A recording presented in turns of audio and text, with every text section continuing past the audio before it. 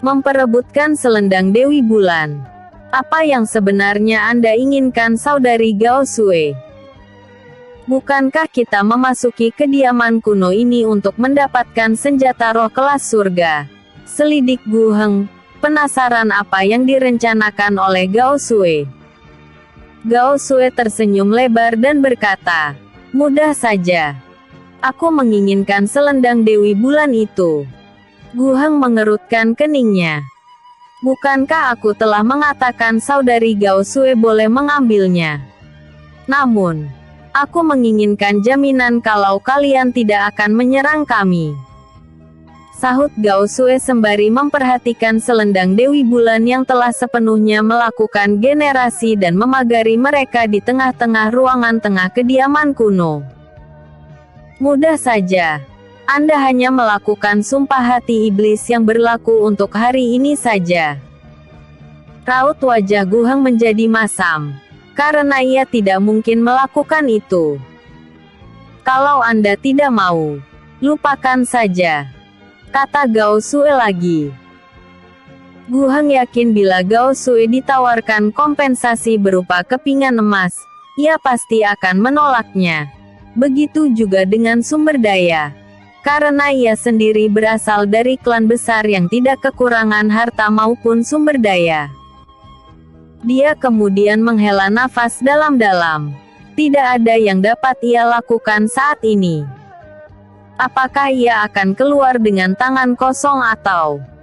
Dia kemudian menatap Fang Yuan. Senjata roh kelas surga lainnya. Apakah kampret sialan ini ingin mencari masalah denganku?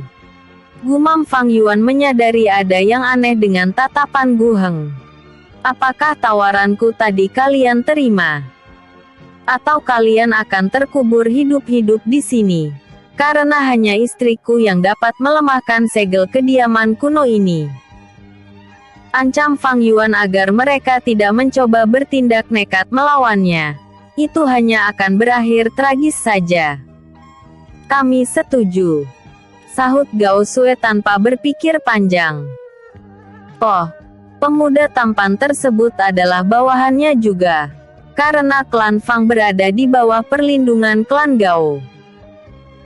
Hei, bagaimana kalau kita bekerja sama merebut pedang roh kelas surga di tangannya dan aku akan membantumu mendapatkan selendang Dewi Bulan? Bukankah ini kerjasama yang adil? Daripada kita keluar dengan tangan kosong. Gu Heng mengirim pesan suara telepati pada Gao Sue. Gao Sue bimbang membuat keputusan. Sebenarnya itu adalah solusi terbaik. Namun, tiba-tiba selendang Dewi Bulan menyusut dan menuju ke pundak Xiao Yue. Selendang Dewi Bulan malah mengakui gadis itu sebagai tuannya tanpa melakukan kontrak darah. Gao Sue terkejut melihatnya. Begitu juga dengan Gu Heng. Xiao Yue membuka matanya dan tersenyum bahagia menatap Fang Yuan. Kenapa GG malah tersenyum masam begitu? Apakah GG tidak senang melihatku melakukan terobosan kultivasi? Xiao Yue cemberut menatap Fang Yuan. Bukan gara-gara itu, tetapi kau malah mengambil senjata roh kelas surganya. Sehingga mereka seperti singa lapar menatapku, karena aku telah berjanji akan menyerahkan selendang itu pada mereka. Gumam Fang Yuan, kebingungan memikirkan cara mengatasi 8 ranah Tianzun tersebut tanpa harus membunuh mereka.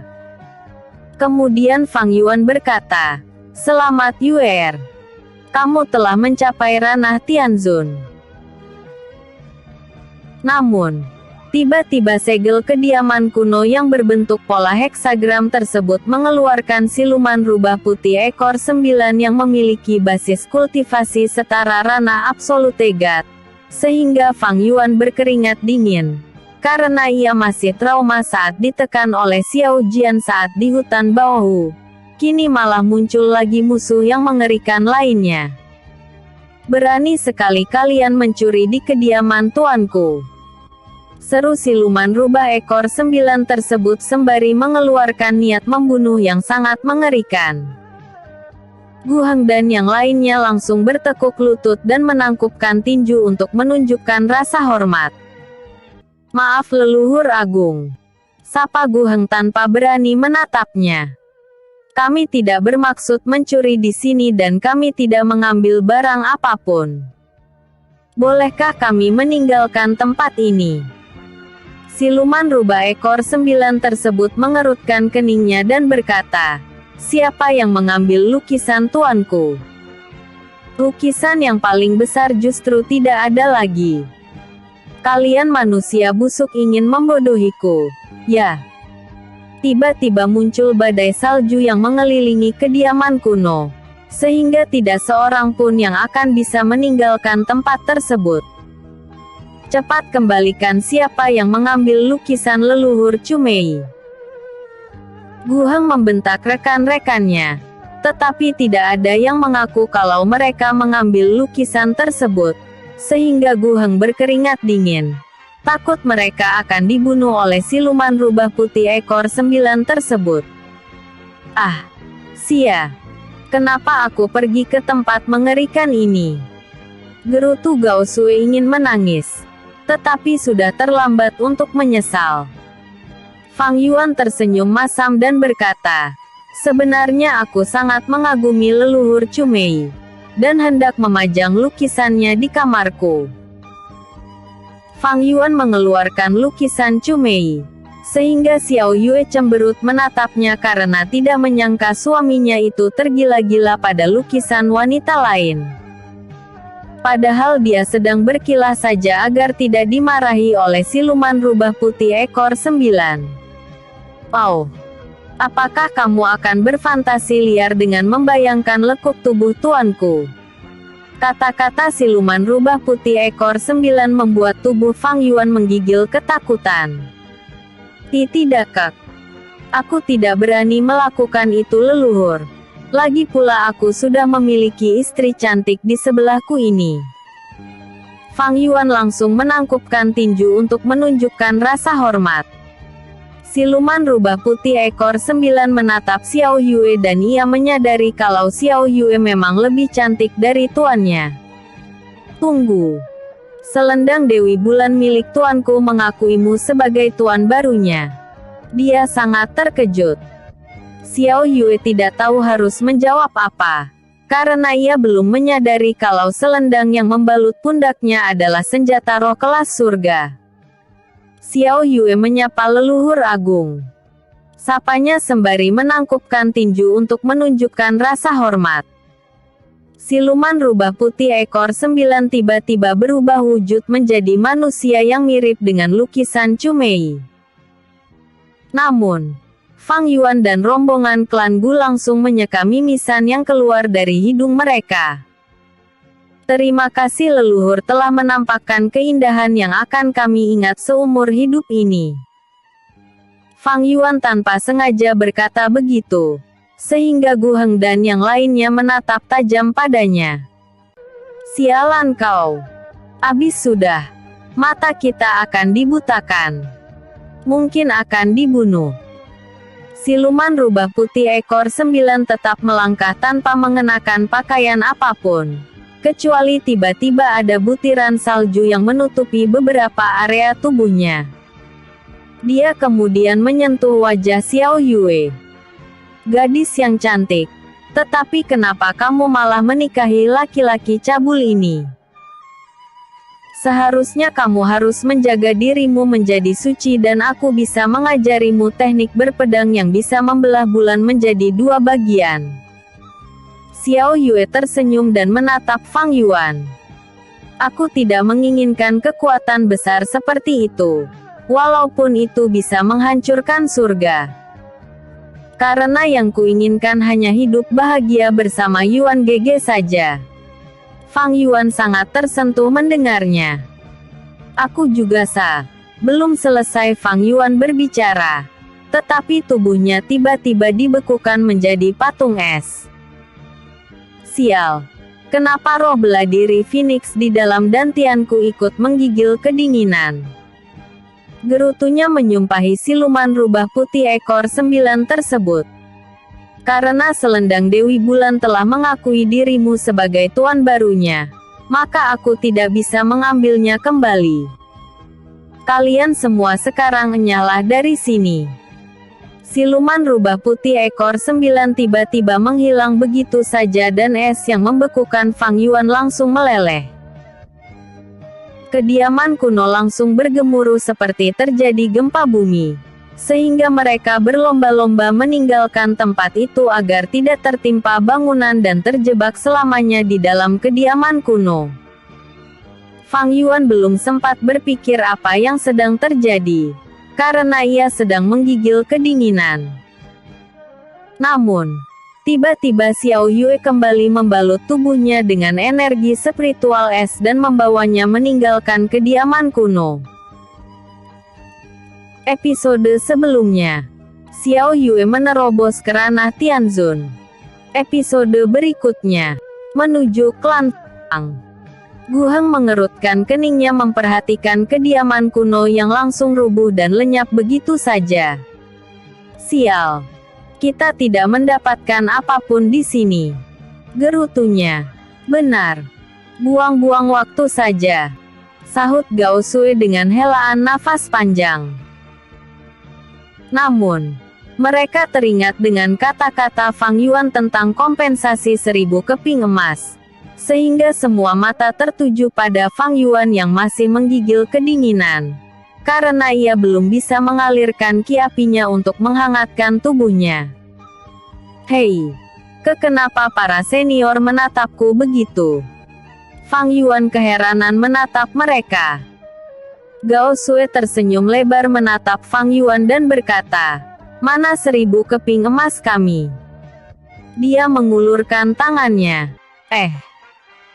Xiao Yue terkejut mendengarnya, karena baru kali ini ia melihat suaminya diperas oleh ranah Tianzun yang seharusnya dapat dikalahkan olehnya dengan mudah. Fang Yuan menjentikkan jarinya dan mengeluarkan 8.000 keping emas dari cincin dimensinya. Padahal selendang Dewi Bulan mengakui bahwa istriku sebagai tuan barunya dengan sukarela. Tapi tak apalah. Daripada harus memantik permusuhan yang tidak perlu, katanya pelan, tetapi masih terdengar oleh semua orang, sehingga mereka ingin menghajarnya sampai babak belur. Kami akan kembali ke kota Suecheng, kata Gu Heng setelah mendapatkan bonus dari Fang Yuan. Apakah saudari Gao Sui akan kembali ke klan Gao sekarang juga? Kami akan kembali ke klan Gao. Lagi pula kerjasama di antara kita telah berakhir, sahut Gao Sui, kemudian menatap Fang Yuan dan Xiao Yue. Bagaimana dengan kalian? Sebenarnya kami akan kembali ke Akademi Kekaisaran, tetapi aku memutuskan untuk mengunjungi klan Fang lebih dulu, karena sudah lama tidak ke sana. Sahut Fang Yuan berbohong pada mereka, karena jalur menuju Akademi Kekaisaran berbeda arah dengan menuju klan Fang. Gao Sui tersenyum mendengarnya dan berkata, "Kalau begitu kita pergi bersama saja." Fang Yuan terpaksa menyetujuinya, karena untuk menuju klan Fang harus melewati wilayah klan Gao lebih dulu. Sedangkan Gu Heng dan rekan-rekannya kemudian berpamitan dan segera menuju ke arah kota Suecheng. Sepanjang perjalanan Gao Sui, Gao Ni, Xiao Yue dan Fang Yuan tidak melakukan perbincangan apapun. Mereka memilih hanyut dalam lamunan masing-masing sembari terbang menggunakan teknik meringankan tubuh. Namun, Gao Ni sesekali melirik Fang Yuan dan ia sangat terkejut pemuda tampan itu mampu mengimbangi kecepatan mereka, karena basis kultivasi Fang Yuan yang terlemah di antara mereka. Apa? Selendang Dewi Bulan mengakui wanita dari klan Xiao sebagai tuan barunya. Chu Feng sangat terkejut saat mendengar penjelasan dari Gu Heng. Keduanya saat ini berada di sebuah restoran di kota Suecheng. Benar sekali. Padahal seharusnya benda pusaka seperti itu hanya mengakui keturunan langsung dari leluhur Cumei. Kecuali ia dipaksa melakukan kontrak darah. Gu Heng mengerutkan keningnya. Kenapa kalian tidak merebut selendang Dewi Bulan itu secara paksa? Bukankah ada saudari Gao Sue yang memiliki senjata rantai takdir? Chu Feng keheranan. Padahal setahunya Gu Heng itu sangat teliti membuat keputusan dan jarang gagal dalam menjalankan misi.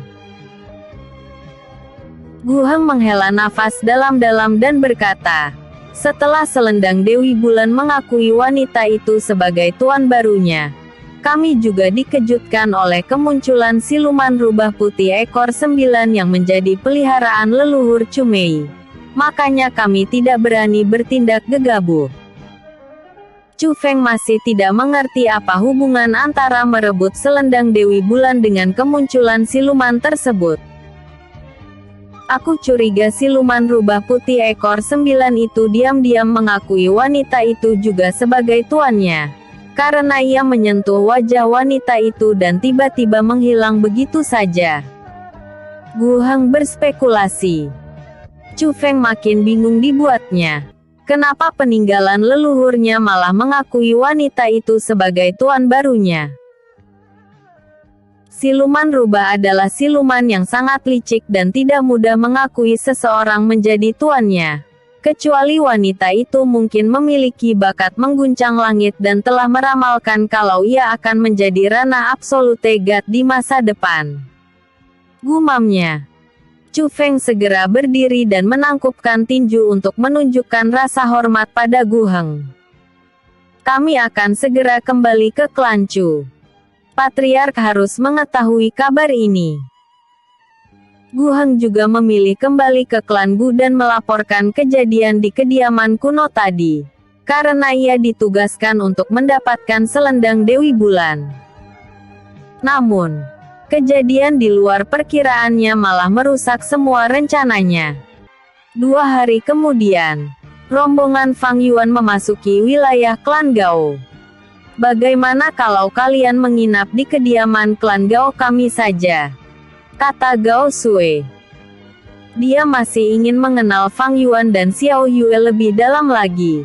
Karena ia tidak pernah mendengar klan Fang memiliki jenius muda sehebat keduanya. Menjalin hubungan baik dengan mereka pasti akan bermanfaat baginya di masa depan nanti. Fang Yuan tersenyum masam mendengar ajakan Gao Sue dan ia langsung berkata, maaf Nona muda Gao, kami tidak memiliki waktu luang yang banyak. Karena besok kami harus kembali ke Akademi Kekaisaran. Oh, tidak apa-apa. Di lain waktu saudara Fang harus datang menjumpaiku kalau kembali ke klan Fang lagi. Ya. Sahut Gao Sue tersenyum hangat sembari melambaikan tangan pada Fang Yuan dan Xiao Yue. Tentu saja Nona muda. Fang Yuan langsung menangkupkan tinju untuk menunjukkan rasa hormat dan segera bergerak ke arah wilayah klan Fang. Setelah kembali ke kediaman klan Gao, Gao Sue berkata, kenapa Nona muda Sue tidak merebut selendang Dewi Bulan dari mereka? Bukankah kita lebih unggul bila bertarung dengan keduanya? Gao Sue tersenyum menatap Gao Ni dan ia setuju dengan pendapatnya kalau mereka unggul secara kekuatan. Namun, ia teringat kalau dulu ada pemuda dari klan Fang yang tidak memiliki basis kultivasi, tetapi mampu mengalahkan Ranah Tianzun dan mengimbangi kekuatan Ranah Sein. Gao Sue curiga pemuda itu adalah dia, karena kabarnya ia telah meninggalkan klannya untuk menjalin kontrak pernikahan. Dunia ini sangat luas. Bisa saja di luar kekaisaran Sue ada alkemis yang mampu membuat pil yang dapat memperbaiki dantian yang cacat sejak lahir. Apalagi usia pemuda itu sama dengan anggota klan Fang yang memiliki kekuatan fisik hebat tersebut. Aku lelah sekali dan ingin istirahat. Sahut Gao Sue memasuki kamarnya dan berkata, tak perlu dibahas lagi. Oh, Mereka telah memberikan kita 1000 keping emas sebagai kompensasi. Gaoni tersenyum masam mendengar jawabannya dan ia segera menuju kamarnya juga. Fang Yuan dan Xiao Yue mendekati gerbang masuk kota Beiji, yang tampak sangat sunyi karena mereka sampai di sana tengah malam. Perasaan Fang Yuan kini campur aduk. Detak jantungnya berdebar-debar tak karuan.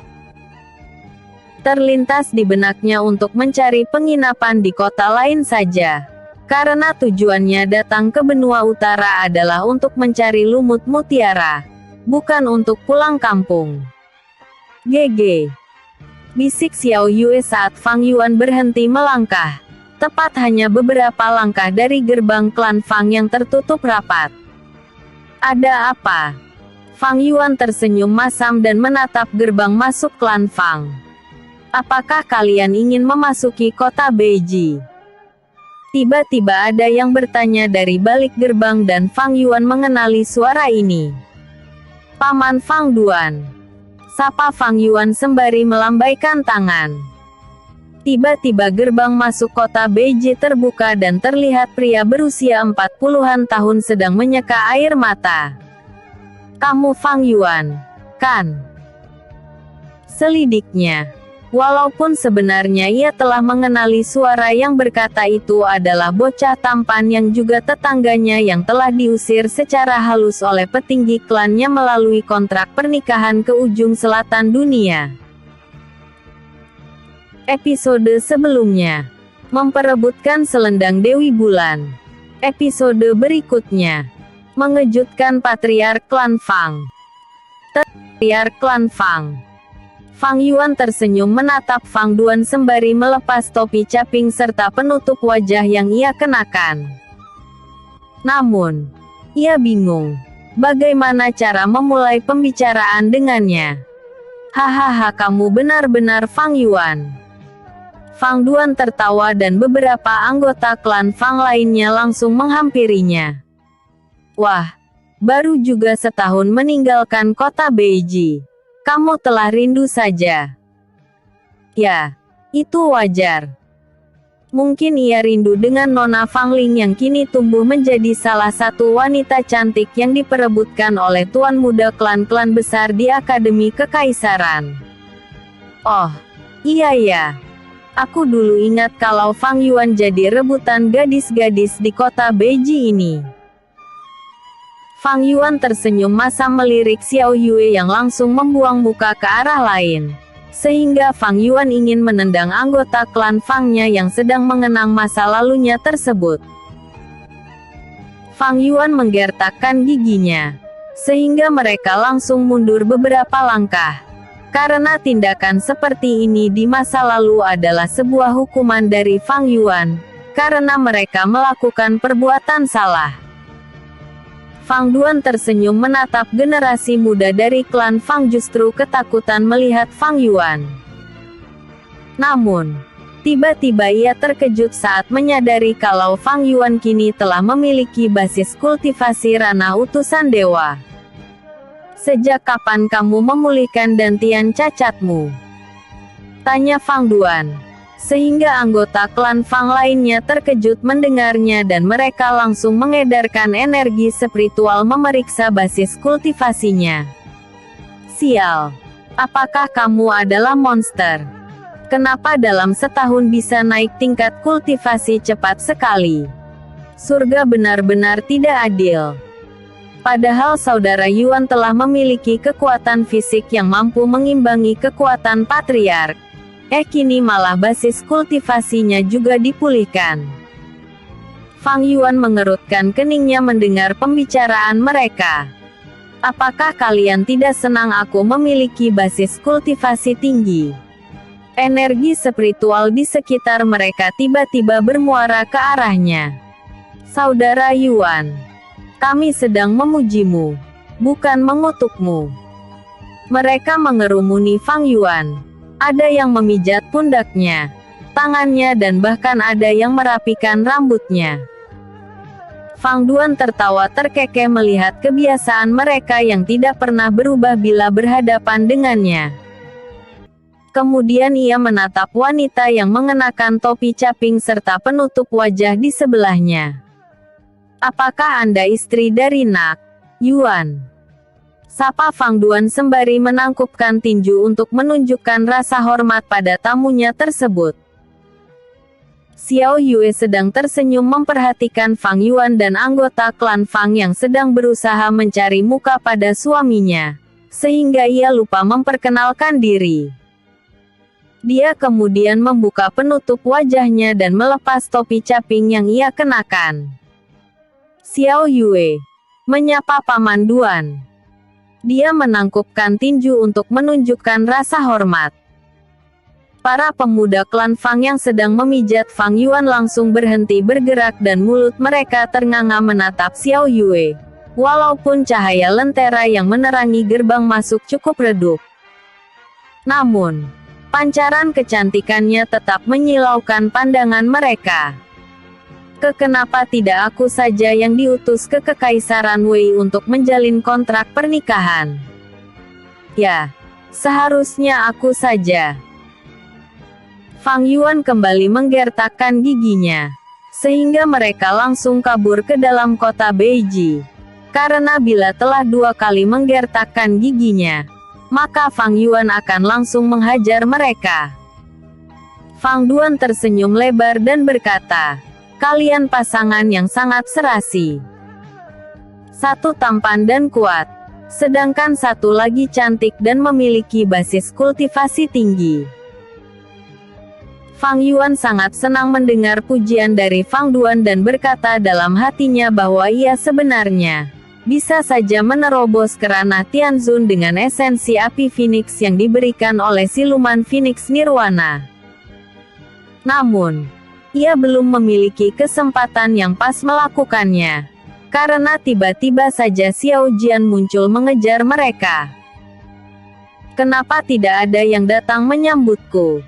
Bukankah para tua bangka itu membuat perayaan saat kepergianku dulu?"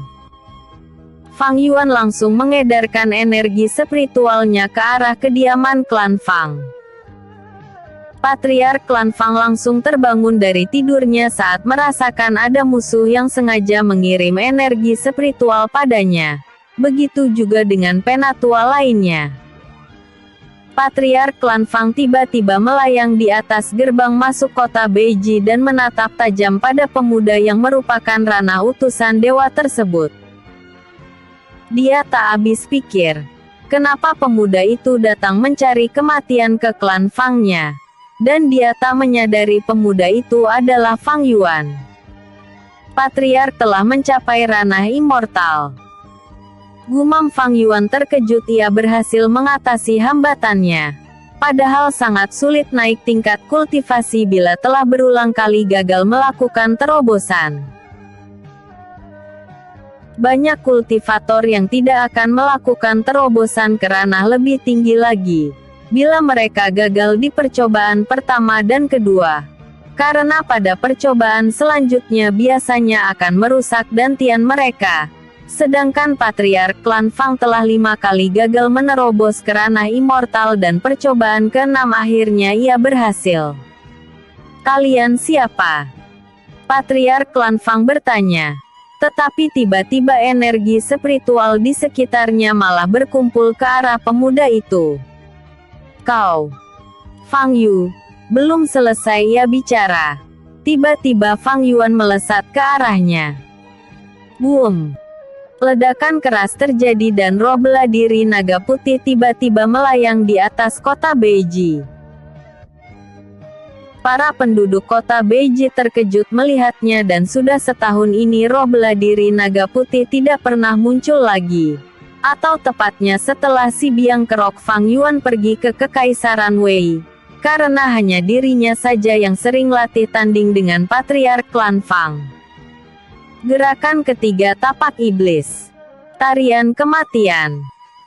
Fang Yuan merapalkan nama teknik bela dirinya, sehingga muncul siluet 1000 tapak, seperti sedang melakukan tarian 1000 tangan.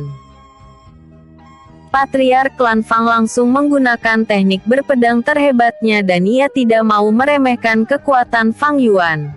karena ia tahu Fang Yuan pasti akan bertambah kuat seiring berjalannya waktu. Gerakan kedua jurus pedang naga putih utara. Patriark klan Fang membalas serangan Fang Yuan, sehingga 100 pedang yang terbuat dari ki es melayang di sekitarnya dan ukuran pedang itu sangat besar. Itu bisa membelah bukit es yang ada di belakang kota Beiji. Aku datang membantu Yuan Gege, seru Xiao Yue sehingga Fang Duan mengerutkan keningnya. Karena Xiao Yue hanya ranah Tianzun dan ia takut nanti Patriark akan melukainya. Sedangkan untuk Fang Yuan, ia yakin pemuda itu pasti baik-baik saja karena ia memiliki fisik sekeras batu. Xiao Yue menyerap energi spiritual di sekitarnya, sehingga hawa dingin di kota Beiji menghilang dan itu sangat mengejutkan semua orang. Dari mana anak ini mendapatkan monster lain? Gumam Patriark klan Fang terkejut menatap Xiao Yue, sehingga ia lupa menggerakkan pedangnya untuk menyerang Fang Yuan. Tunggu, apa-apaan selendang itu? Dia kembali terkejut melihat selendang Dewi Bulan meliuk-liuk seperti ular melesat ke arahnya. Untung saja Xiao Yue hanya ranah Tianzun. Kalau ia setara dengan Fang Yuan maka Patriark klan Fang berpikir lebih baik menyerah saja saat ini juga. Kenapa istri Fang Yuan itu memiliki 2 senjata roh kelas surga? Bukankah klan Xiao itu cuma klan kecil saja? Apakah informasi yang kami terima salah? Gumam Fang Duan terkejut melihatnya. Episode sebelumnya, menuju klan Fang. Episode berikutnya, duel sengit. Duel sengit. Tapak yang dipenuhi kobaran api berwarna hitam pekat hampir mengenai Patriark klan Fang. Untung saja ia telah mengeluarkan roh bela diri naga putih yang langsung menyemburkan badai salju. Apa? Anak sialan ini tidak membiarkan aku terkejut dulu. Gerutu Patriark klan Fang, segera menggerakkan 1000 pedang ki es yang melayang di sekitarnya ke arah Fang Yuan. Hehehe. Kan, sudah kukatakan seharusnya Tuan Muda Fang Xiao yang pergi ke klan Xiao. Tetapi kalian tak mau mengirimnya. Nyesal, kan? Fang Yuan tertawa mengejek Patriark klan Fang. Dasar bocah sialan. Aku sudah tahu calon istrimu sangat cantik.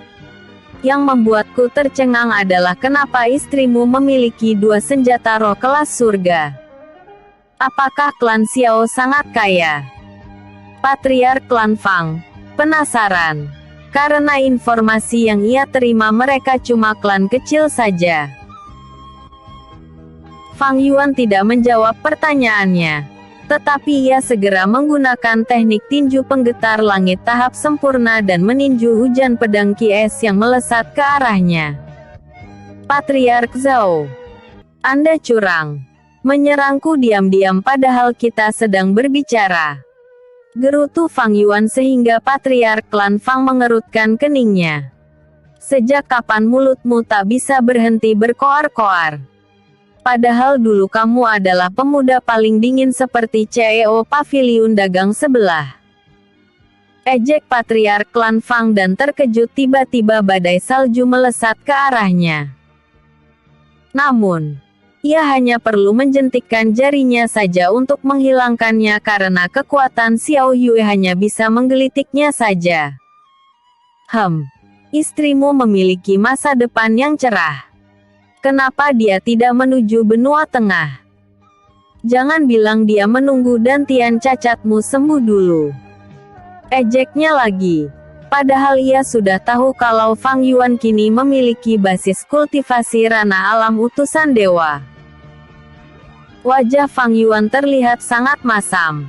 Padahal ia telah menggunakan teknik tapak iblis yang mengharuskannya menggunakan ki api untuk pamer di hadapan Patriark klan Fang.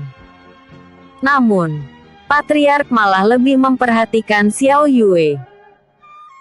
Selendang Dewi Bulan membalut tubuh Patriark klan Fang dan Fang Yuan langsung mengedipkan mata pada Xiao Yue. Sehingga Xiao Yue kembali mengayunkan pedang bulan, yang menghasilkan badai salju lebih tebal dari sebelumnya.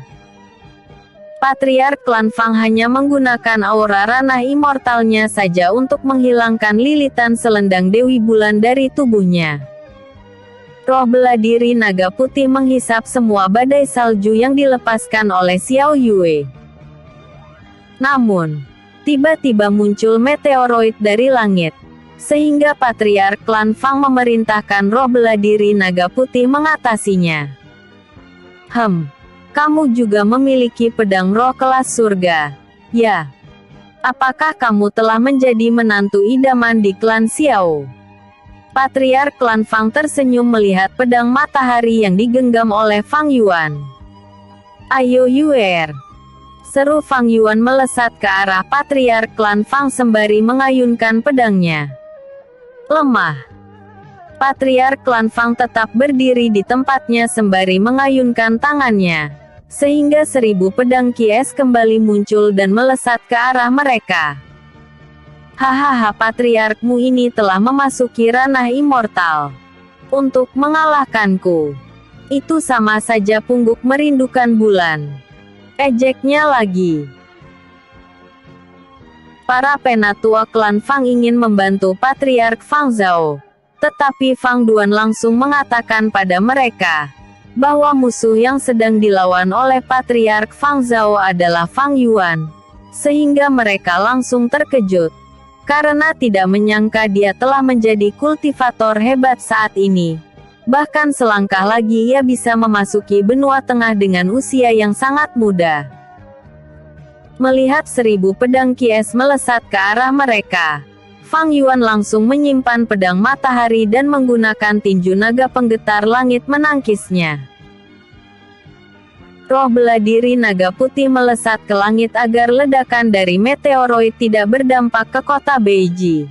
Karena Patriark Fang Zhao mengira jurus pedang meteor itu sama kuatnya dengan teknik tinju naga penggetar langit yang biasa digunakan Fang Yuan saat latih tanding dengannya. Roh bela diri naga putih tampak kebingungan setelah ia menyemburkan bongkahan es raksasa ke arah meteoroid, yang malah langsung padam tanpa menimbulkan ledakan. Ternyata teknik berpedangmu hanya untuk gaya-gayaan saja. Patriark Fang Zhao mengerutkan keningnya. Namun, tiba-tiba ia menyadari ada sesuatu yang salah. Meridiannya membeku sehingga aliran ki dari dantiannya berhenti mengalir. Istrimu benar-benar hebat. Beberapa jarum menempel di titik vital tubuhnya karena Xiao Yue menggunakan teknik akupuntur yin rembulan. Fang Yuan tersenyum lebar saat tiba-tiba telah muncul di hadapan Patriark Fang Zhao. Dia langsung mengayunkan kepalan tangannya ke arah wajah Patriark Fang Zhao. Kampret! Setidaknya jangan wajah tampanku kau pukul. Umpat Patriark Fang Zhao. Karena butuh 3 tarikan nafas untuk menghilangkan efek kejut dari teknik akupuntur yin rembulan. Tinju Fang Yuan berhenti sejengkal dari wajah Patriark Fang Zhao. Hehehe, aku akhirnya mengalahkanmu tua bangka. Fang Yuan tertawa terkekeh-kekeh karena impian masa lalunya akhirnya terwujud. Patriark Fang Zhao mengerutkan keningnya dan kejadian ini tidak boleh diketahui oleh bawahannya. Karena itu sangat memalukan sekali. Dia pun langsung memukul kepala Fang Yuan yang langsung jatuh dari langit dan menghantam halaman kediaman klan Fang. Hadeh, aku rugi lagi. Gerutu Patriark Fang Zhao. Karena Fang Yuan justru menghantam pohon apelnya yang selalu dirawatnya dengan kasih sayang tersebut. Yuan GG. Teriak Xiao Yue, khawatir dengan nasib suaminya itu. Jangan khawatir. Kulitnya sangat tebal. Sela Patriark Fang Zhao. Bagaimana kabar Patriark Xiaoyan? Tanyanya seolah-olah pernah bertemu dengan Patriark klan Xiao saja. Xiao Yue langsung menangkupkan tinju untuk menunjukkan rasa hormat. Xiao Yue menyapa Patriark. Sahut Xiao Yue. Kemudian ia berkata lagi, ayah dan seluruh klan Xiao baik-baik saja Patriark. Patriark Fang Zhao menganggukkan kepala sembari mengelus jenggot putihnya. Kini ia tidak bisa menggunakan teknik perubahan wujud lagi, sehingga ia tidak bisa berkamuflase menjadi pemuda tampan seperti waktu menjadi Rana Sein. Mari kita ke rumah. Seluruh penduduk kota Beiji telah terbangun oleh ulah kalian. Patriark Fang Zhao langsung menghilang dari pandangan Xiao Yue, yang langsung mengerutkan keningnya, karena bukan dia yang memulai pertarungan ini. Kau malah kalah telak. Ya, wajar. Patriark Fang Zhao telah menjadi ranah immortal sekarang. Bocah nakal sepertinya mana mampu lagi mengimbangi kekuatan Patriark. Fang Yuan mengerutkan keningnya mendengar ucapan para penatua. Dia langsung keluar dari dalam lubang sedalam 10 tombak di bekas pohon apel yang telah hancur. Fang Yuan menangkupkan tinju untuk menunjukkan rasa hormat pada mereka dan berkata, aku Yang Mi. Kamu harus mengganti pohon apelku dengan membuat pil penempaan tubuh dan pil roh untuk klan Fang kita. Patriark Fang Zhao memotong ucapan Fang Yuan yang ingin mengatakan bahwa dirinya lah pemenang pertarungan tadi. Dia alkemis. Penatua pertama terkejut mendengar ucapan Patriark Fang Zhao. Tentu saja, karena ia memiliki roh bela diri bertipe api. Sahut Patriark Fang Zhao. Fang Yuan terkejut mendengarnya dan tidak menyangka Patriark Fang Zhao mengetahui ia telah menjadi alkemis. Sedangkan Xiao Yue langsung mendarat di sebelahnya dan menangkupkan tinju menyapa para penatua. Kenapa kalian semua berdiri di sana? Ayo masuk. Kalian hanya mengganggu waktu istirahat penduduk saja. Patriark Fang Zhao langsung masuk ke dalam kediaman klan Fang yang diikuti oleh para penatua. Ayo Yue. Fang Yuan memegang pundak Xiao Yue dan mengikuti mereka masuk ke dalam kediaman klan Fang.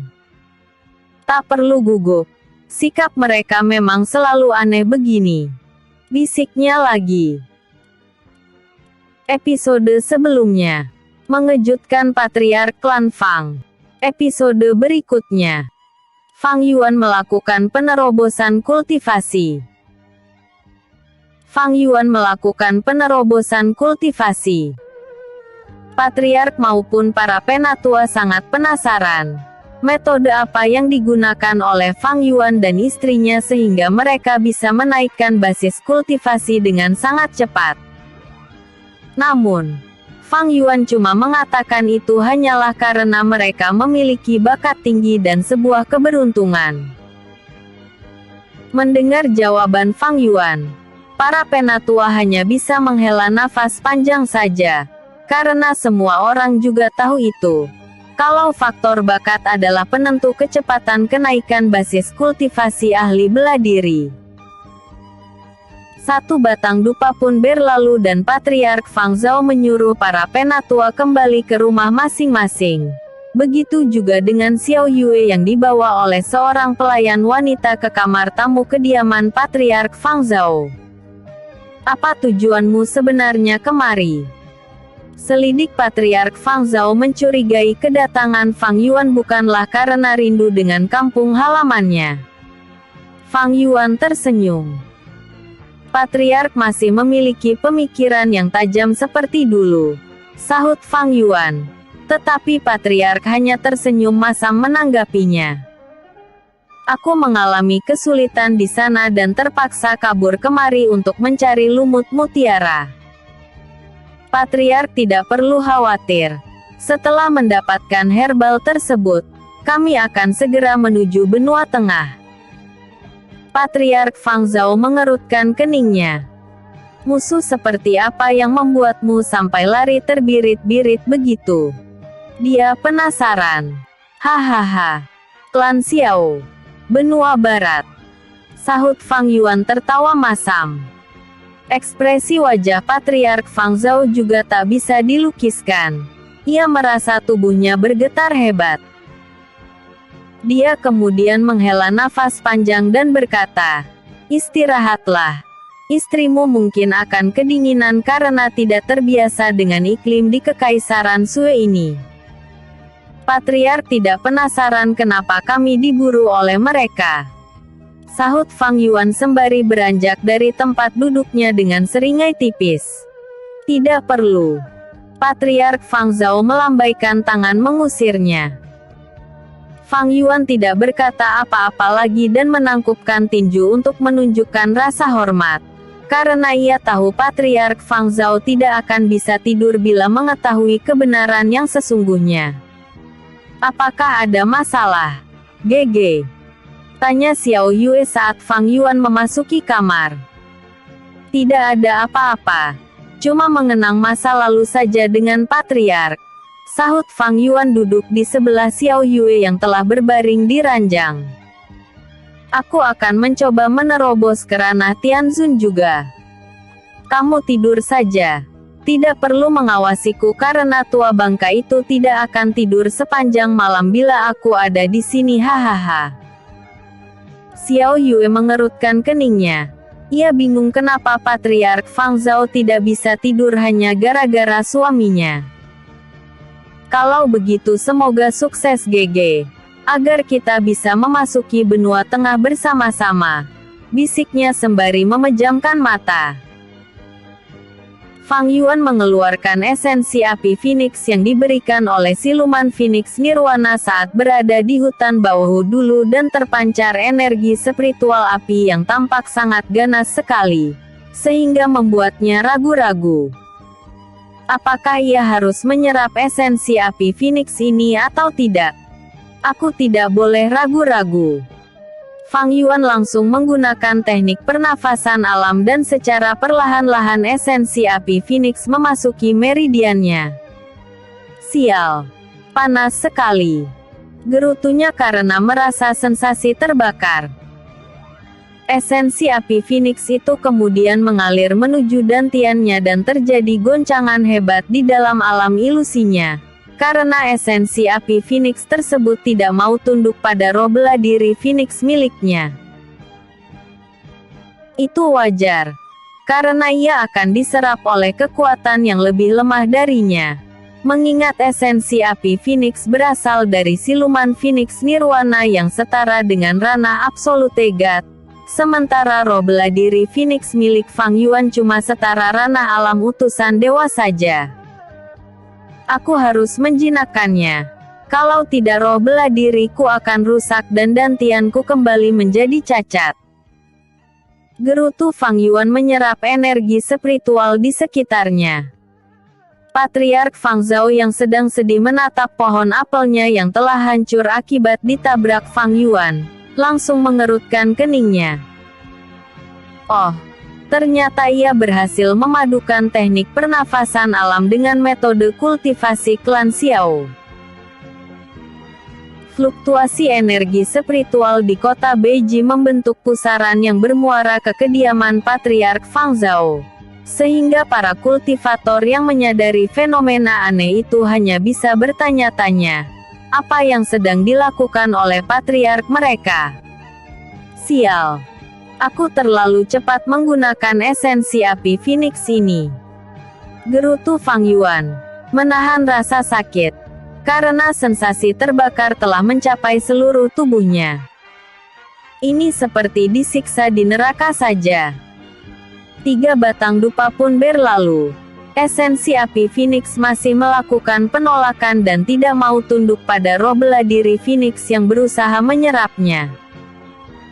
Di hutan belantara benua tengah, siluman Phoenix Nirwana atau Feng Yu yang sedang melakukan meditasi di sarangnya tiba-tiba merasakan getaran pada dantiannya. Apa bocah itu mencoba menggunakan esensi api yang kuberikan? Dia sungguh nekat sekali. Sudut bibir merahnya menunjukkan seringai tipis. Dia kemudian menjentikkan jarinya. Kau tidak boleh mati sebelum menghidupkan kembali saudariku. Katanya lagi. Siluet Phoenix Nirwana tiba-tiba melesat meninggalkan hutan belantara benua tengah yang mengakibatkan para Rana Absolute God menatap ke arah mana perginya siluet Phoenix Nirwana tersebut. Karena kejadian ini tak pernah terjadi sebelumnya. Apakah para siluman sangat arogan sekarang ini? Gumam patriark klan besar di benua utara yang dilewati oleh siluet Phoenix Nirwana tersebut. Apakah kita akan menghentikannya? Patriark, salah satu assassins bawahannya bertanya. Lupakan saja. Siluman Phoenix Nirwana itu tidak menargetkan klan kita. Tetapi aku heran saja dia berani menunjukkan jati dirinya, hehehe. Menarik. Dia tertawa. Karena tak lama lagi akan ada perburuan terhadap siluman Phoenix Nirwana tersebut ke benua tengah. Siluman Phoenix Nirwana termasuk siluman berharga jual tinggi. Apalagi bila berhasil diperbudak, maka yang menjadi tuan siluman itu akan mendapatkan dua keuntungan. Pertama, ia memiliki budak siluman dengan kekuatan besar, dan kedua, siluman Phoenix Nirwana yang telah melakukan awakening pasti akan menjadi wanita cantik dengan postur tubuh idaman laki-laki. Patriark Fang Zhao mengerutkan keningnya saat melihat siluet Phoenix Nirwana memasuki kediamannya, dan ia pun akhirnya menghela nafas dalam-dalam.